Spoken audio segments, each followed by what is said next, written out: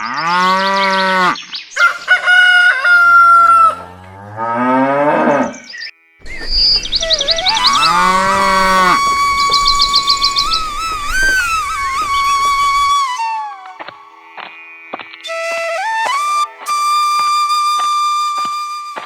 समय पहले मद्र देश नाम का एक सुंदर राज्य था। वहाँ के राजा अश्वपति एक धर्मपरायण, न्यायप्रिय और प्रजापालक राजा थे, पर उनकी जिंदगी में एक अधूरापन था। हे प्रभु, मेरी सारी प्रजा सुखी है, पर मेरे दिल में एक टीस है। कोई संतान नहीं है मेरे बाद इस राज्य का क्या होगा? रानी मालविका सांत्वना देती हुई बोली, स्वामी, प्रभु पर भरोसा रखिए। शायद कोई बड़ा कारण है इस इंतजार के पीछे। राजा ने हार नहीं मानी। उन्होंने जंगल में जाकर सूर्य देव और देवी सावित्री की घोर तपस्या शुरू की।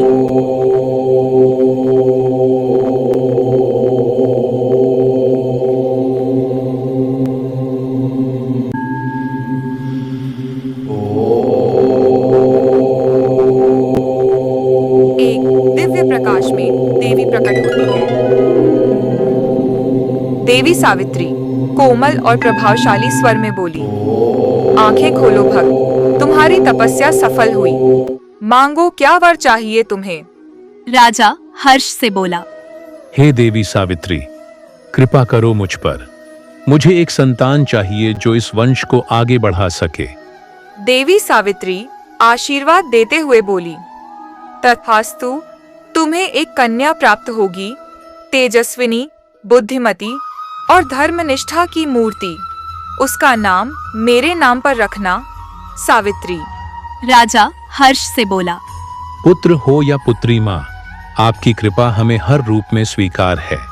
जो नारी की शक्ति को समझते हैं, उसका हम सम्मान करते हैं। उन्हें नियति कभी निराश नहीं करती। संतान पुत्र हो या पुत्री, गुणवान होना चाहिए, तभी माता पिता को सुख मिलता है। इसलिए मैं आपको आशीष देती हूँ। असाधारण तेजस्वी होगी आपकी पुत्री, जिसमें देवी सरस्वती के सम्मान ज्ञान होगा, देवी दुर्गा का साहस होगा और पराक्रम होगा, और देवी माता लक्ष्मी के समान समृद्ध, जो आपने सत्कर्मों से कुल की कृति को उज्जवल करेगी, आपका मान, आपकी प्रतिष्ठा बढ़ाएगी। समय बीता है और रानी मालविका ने एक दिव्य कन्या को जन्म दिया।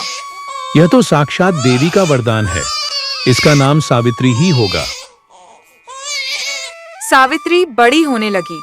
बचपन से ही उसमें अलौकिक गुण थे, सुंदरता, शील, बुद्धि और तेज से भरपूर।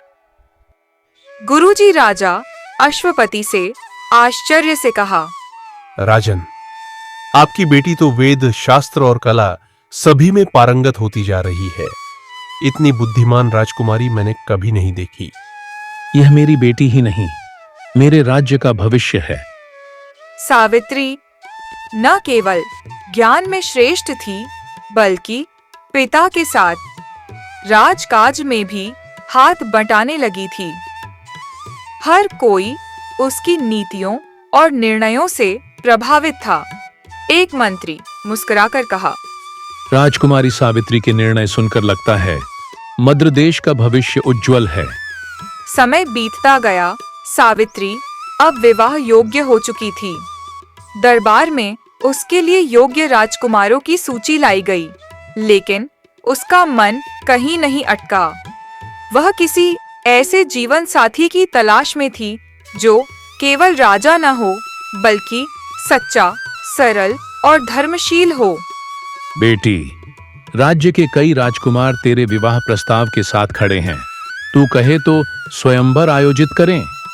पिताजी, क्या मैं स्वयं जाकर अपना जीवन साथी चुन सकती हूँ? राजा हैरान होकर कहा। स्वयं अकेली? सावित्री मुस्कुराते हुए बोली, आपने ही तो सिखाया था कि एक नारी कमजोर नहीं होती। मैं सिर्फ राजसी खून नहीं, सच्चा हृदय चाहती हूँ। जाओ बेटी, तुम्हारी बुद्धि पर मुझे पूरा विश्वास है। और फिर सावित्री निकल पड़ी अपने जीवन के सबसे कठिन लेकिन सबसे सुंदर सफर पर। राजकुमारी अब आम जन की भीड़ में उतर रही थी, घोड़े पर सवार, पर आंखों में एक तेज और मन में एक मकसद लिए। सावित्री एक गांव में पहुंचती है, वहां ग्रामीणों से बात करती है। सावित्री बोली, क्या इस इलाके में कोई ऐसा युवक है जो विद्वान, धर्मशील और सरल हो? ग्रामीण महिला बोली, यहाँ से कुछ दूर एक वनवासी राजकुमार रहता है, सत्यवान नाम है उसका, बहुत अच्छा लड़का है। जंगल में लकड़ियां काट कर अपने बूढ़े माँ बाप की सेवा करता है। सावित्री मन ही मन बोली, सत्यवान, नाम में ही जैसे सच्चाई छुपी है।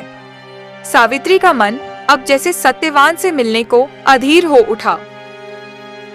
वह नहीं जानती थी कि इस यात्रा में उसे सिर्फ प्रेम नहीं, नियति से युद्ध भी करना होगा। सावित्री जंगलों की ओर बढ़ती गई। दिल में बस एक ही नाम गूंज रहा था, सत्यवान। कई मील चलने के बाद एक दिन आखिर वो घड़ी आ ही गई। एक घना जंगल, पेड़ों की छांव, पक्षियों की आवाजें, दूर एक युवक लकड़ियां काट रहा है। सावित्री उसे देखती है, धीरे से बोली, शायद यही है सत्यवान। सत्यवान सिर उठाता है और सावित्री को देखता है। सत्यवान मुस्कुराकर कहा, है देवी, आप यहाँ इस जंगल में? कोई रास्ता भटक गई हैं क्या? सावित्री हैरान मगर शालीनता से कहा, नहीं, रास्ता तो सीधा था। मंजिल की तलाश थी जो शायद अब मिल गई। माफ कीजिए, आपकी बात थोड़ी गूढ़ लगी। सावित्री बोली, सच कहूँ तो मैं आपसे मिलने ही आई हूँ। सत्यवान चौंक कर कहा, मुझसे? पर मैं तो एक सामान्य जीवन जीने वाला वनवासी हूँ।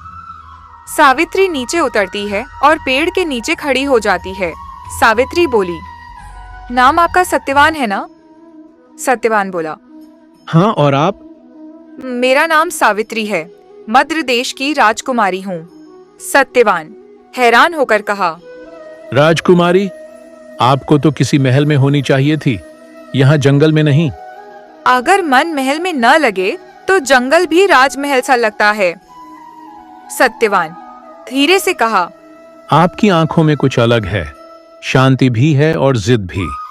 उस पल दोनों की आंखें मिलती हैं। कुछ क्षण चुप्पी, मगर भारी संवाद के बिना भी बहुत कुछ कहती हुई। सत्यवान बोला, तो आप मुझसे मिलने क्यों आई हैं देवी?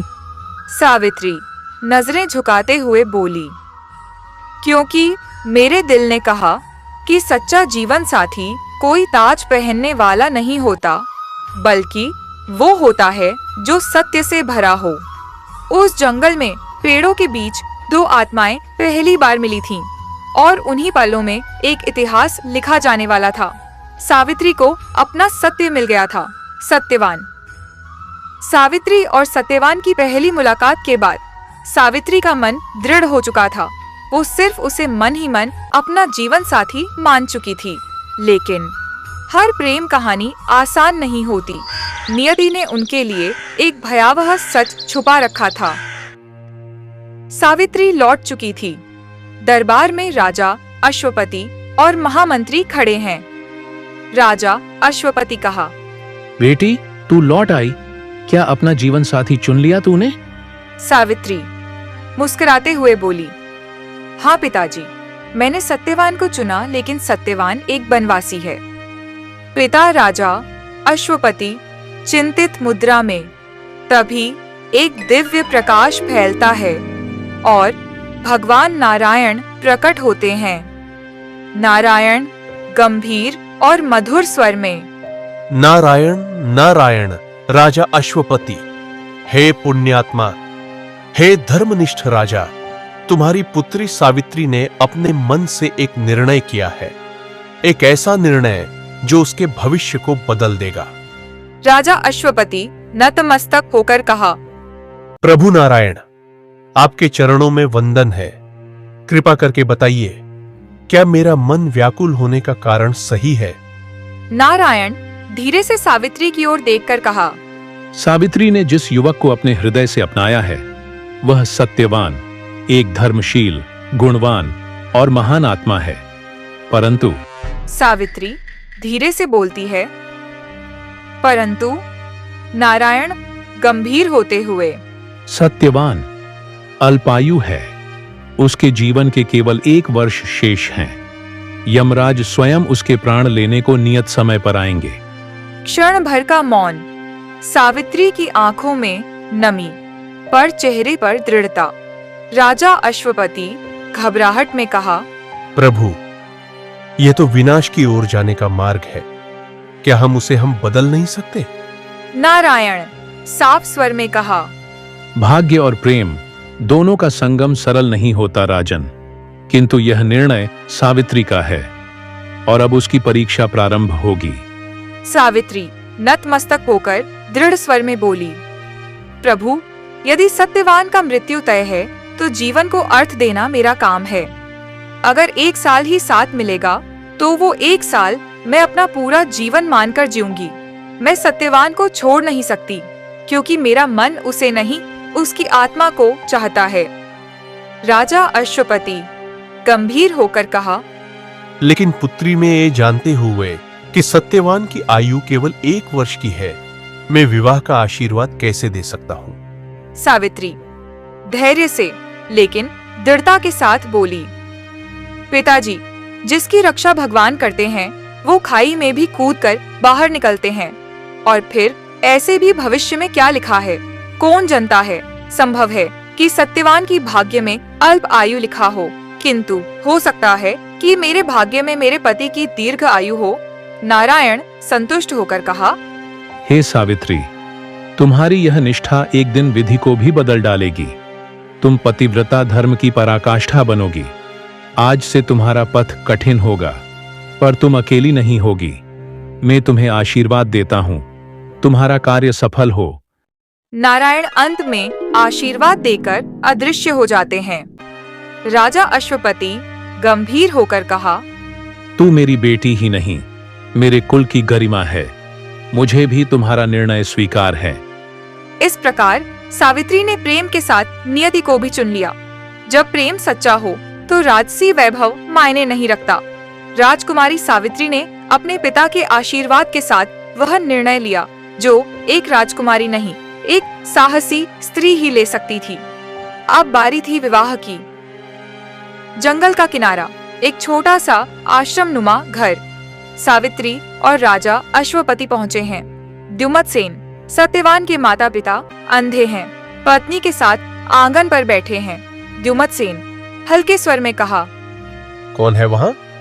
सत्यवान हैरानी से कहा, पिताश्री, ये तो राजकुमारी सावित्री हैं और उनके साथ राजा अश्वपति। द्युमत्सेन घबरा कर कहा, राजा अश्वपति, राजकुमारी, क्या कोई अपराध हो गया है सत्यवान से? राजा अश्वपति आगे बढ़ते हैं कहा, नहीं महात्मा, हम अपराध नहीं, प्रस्ताव लेकर आए हैं।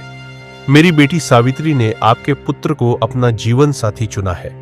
मैं स्वयं इसे आपका दामाद बनाकर लौटना चाहता हूँ। घर के बाहर सन्नाटा।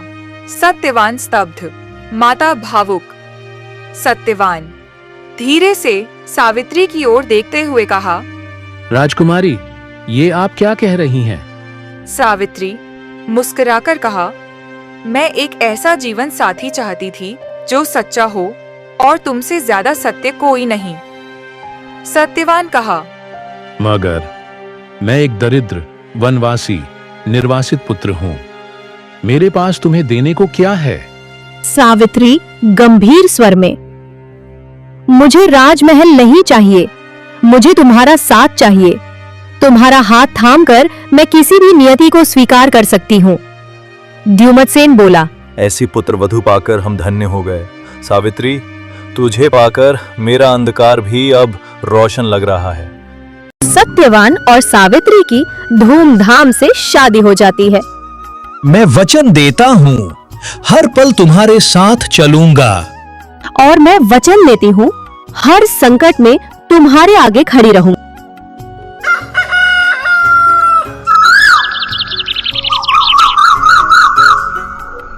अब उनका नया जीवन शुरू हुआ, जंगल की सादगी में, प्यार की मिठास के साथ। लेकिन नियति ने कुछ और ही सोचा था। एक छोटी सी कुटिया, सुबह का समय, सावित्री पानी भरकर लौट रही है। सत्यवान लकड़ियां लाते हुए कहा, सावित्री, तुम इतनी सुबह सुबह अकेले नदी तक चली गई थी, मुझे जगा देती। सावित्री हंसकर बोली, तो फिर आप देर तक सोते रहते और मैं तुम्हें चाय भी नहीं पिला पाती। सत्यवान मुस्कुराकर कहा, सच कहूं, ये चाय नहीं, ये प्यार की मिठास है जो हर सुबह जगा देती है। सावित्री बोली, और आपका साथ वो मेरी हर थकान को भगा देता है। दोनों बैठकर भोजन बना रहे हैं। सादा खिचड़ी पक रही है। सत्यवान बोला, कभी सोचता हूँ महल से जंगल तक का ये सफर तुम्हें बोझ तो नहीं लगता? सावित्री गंभीर पर प्यार भरे स्वर में कहा, जहां आप हैं नाथ, वही मेरा महल है। ये पेड़, ये झोपड़ी, सब मुझे प्रिय है। सत्यवान भावुक होकर कहा, तुम्हारी बातें सुनकर लगता है मैं दुनिया का सबसे भाग्यशाली इंसान हूँ। सावित्री बोली, और मैं सबसे धनवान स्त्री, क्योंकि मेरे पास आपका प्रेम है। वन का जीवन कठिन था, पर सावित्री और सत्यवान का प्रेम इतना सच्चा था कि हर दिन एक त्योहार बन जाता। परंतु नियति धीरे धीरे अपना खेल रच रही थी। एक वर्ष बीत गया। सत्यवान की मृत्यु का दिन आ गया। सुबह का समय। कुटिया के बाहर पेड़ की छांव में सत्यवान कुल्हाड़ी तैयार कर रहा है। सावित्री धीरे से गंभीर होकर कहा, स्वामी, आज मैं आपके साथ जंगल चलूंगी। सत्यवान हैरानी से कहा, जंगल? तुम आज? लेकिन रोज तो तुम कहती हो थोड़ा आराम कर लूं। फिर आज ये जिद क्यों देवी? सावित्री आंखें झुकाकर बोली, मन बेचैन है, जैसे कोई अनहोनी होने वाली हो। मैं तुम्हें अकेले नहीं जाने दूंगी स्वामी। सत्यवान हंसी में उड़ा देता है। अरे पगली, ये जंगल कोई राक्षसों का घर नहीं है। मैं रोज ही तो जाता हूँ लकड़ी काटने। तू क्यों इतना डर रही है? सावित्री आंखों में आंसू छलकते हुए बोली, मुझे नहीं पता क्यों, लेकिन मेरा मन कह रहा है कि आज आपको अकेले नहीं जाने देना चाहिए। सत्यवान सावित्री का चेहरा देखकर गंभीर होता है। तुम कुछ छुपा रही हो ना? सच सच बताओ, कोई सपना देखा क्या? सावित्री धीरे से बोली, हाँ स्वामी, मैंने सपना देखा कि तुम्हारी सांसें थम रही हैं, तुम्हारा शरीर मेरी गोद में निर्जीव पड़ा है। सत्यवान चुप हो जाता है, फिर मुस्कुराने की कोशिश करता है। तो क्या सपनों से डरकर हम जीवन जीना छोड़ दें? सावित्री, मैं ठीक हूँ। सावित्री दृढ़ता से बोली, मैं जानती हूँ ये सपना नहीं, कोई संकेत है, और आज चाहे जो हो जाए मैं तुम्हारे साथ चलूंगी।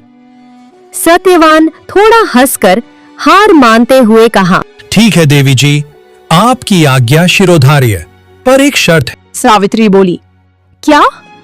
सत्यवान शरारत से कहा, रास्ते में डरना मना है। सावित्री मुस्कुराकर बोली, स्वामी, जब आप मेरे साथ हैं तो डर किस बात का? बस मुझे डर सिर्फ एक चीज से लगता है, तुम्हें खो देने का। सावित्री जानती थी कि कुछ अनहोनी होने वाली है, परंतु वह डरकर नहीं, प्रेम से अपने सत्यवान के साथ चल पड़ी। उस रास्ते पर जहां नियति ने परीक्षा रखी थी। जंगल में पेड़ों की छांव के नीचे सत्यवान पेड़ काट रहा है। सावित्री पास में बैठी है। सत्यवान कुल्हाड़ी चलाते हुए कहा, आज कुछ अजीब सा लग रहा है सावित्री, मन भारी है। सावित्री चौंकते हुए बोली, क्या हुआ स्वामी, कहीं चोट तो नहीं लग गई? सत्यवान माथा पकड़ते हुए बोला, नहीं, सिर में बहुत तेज दर्द हो रहा है, जैसे कोई खींच रहा हो मुझे। सत्यवान लड़खड़ा कर बैठ जाता है। सावित्री घबरा कर पास जाती है। स्वामी, आंखें खोलो, क्या हो रहा है तुम्हें? बात करो मुझसे। सत्यवान धीरे धीरे आंखें बंद करते हुए कहा, माफ करना सावित्री, लगता है मेरा अंतिम समय आ गया। यमराज प्रकट होते हैं, काले वस्त्र, शांत चेहरा। सावित्री हिम्मत जुटाकर बोली, आप कौन हैं? यमराज बोला, मैं यमराज हूँ, मृत्यु का देवता। सत्यवान का समय पूर्ण हुआ। अब उसकी आत्मा मुझे साथ ले जानी है। सावित्री डटकर खड़ी होती है। आप आत्मा ले जा सकते हैं, लेकिन मैं भी साथ चलूंगी। यमराज आश्चर्य से कहा। तुम जानती हो क्या कह रही हो स्त्री? ये मृत्यु का मार्ग है। पुत्री बोली, हाँ जानती हूँ। जहाँ पति है वही पत्नी का धर्म है। मैं साथ चलूंगी, चाहे रास्ता कितना भी कठिन क्यों न हो। यमराज सत्यवान की आत्मा को लेकर आगे बढ़ते हैं। पीछे पीछे नंगे पांव धूल भरे रास्ते पर सावित्री चल रही है। यमराज पीछे देखे बिना कहा, सावित्री, अब लौट जाओ। ये मृत्यु का मार्ग है, जीवित लोगों के लिए नहीं। सावित्री थकी पर दृढ़ आवाज में बोली, जहाँ पति का अंतिम सफर हो वहाँ पत्नी का रुकना धर्म विरुद्ध है। यमराज थोड़ा प्रभावित होकर कहा, तुम्हारे जैसे धर्मनिष्ठ लोग बहुत कम मिलते हैं, लेकिन मैं सत्यवान को जीवन दान नहीं दे सकता। उसके बदले में एक वर मांग लो। सावित्री वर मांगी, मेरे सास ससुर को फिर से उनका राज्य और नैन ज्योति मिले। यमराज बोला, तथास्तु, अब वापस जाओ। सावित्री बोली, जहाँ पति नहीं वहाँ पत्नी किसके सहारे जिए। यमराज अब रुकते हैं और पलटकर देखते हैं। फिर से वर मांग लो सावित्री, पर सत्यवान को वापस नहीं दे सकता। सावित्री बोली, मुझे 100 पुत्रों का आशीर्वाद दीजिए जो धर्मप्रिय और पराक्रमी हो। यमराज हंसते हुए कहा, तुम बहुत चतुर हो। तथास्तु, अब तो लौट जाओ। सावित्री धीरे से मुस्कुराकर बोली, प्रभु, एक स्त्री 100 पुत्रों की मां तभी बन सकती है जब उसका पति जीवित और उसके साथ हो, पर आप तो उसे लेकर जा रहे हैं। कुछ पल का मौन। यमराज गंभीर हो जाते हैं। यमराज गंभीर स्वर में कहा, तुमने अपने प्रेम, वचन और बुद्धि से मुझे जीत लिया सावित्री। मैं सत्यवान को जीवन दान देता हूं। तुम दोनों का साथ अमर रहेगा। यमराज भी सावित्री की प्रेम और धर्मनिष्ठा से हार गए। सावित्री का साहस आज भी हर नारी के लिए प्रेरणा है। वन के एक किनारे शांत दोपहर, सत्यवान जमीन पर लेटा है। धीरे धीरे उसकी आंखें खुलती है। सत्यवान आंखें मलते हुए कहा, सावित्री, ये मैं जिंदा हूं?